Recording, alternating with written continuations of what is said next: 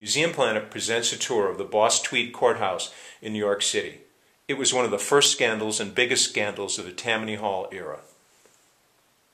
The courthouse is located at 52 Chambers Street between Broadway. It's right behind New York City Hall. We'll just flip ahead to a picture of it.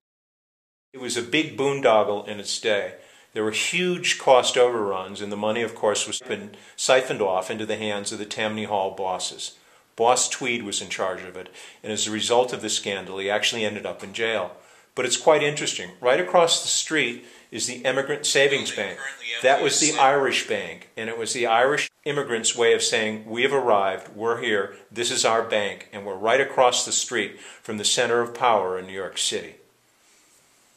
Here's the front steps of the Boss Tweed Courthouse. Very impressive. I'll stop the sound.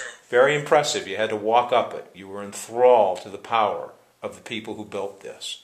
We'll go inside for a second. There's one of the levels of it. It's quite grand.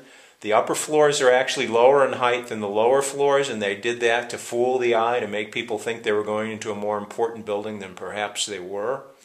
Right now it's kind of interesting because it's the headquarters of the Board of Education. There's a Roy Lichtenstein sculpture in the center. Just a fabulous building, but the history of it is quite sordid. It's why people went to jail.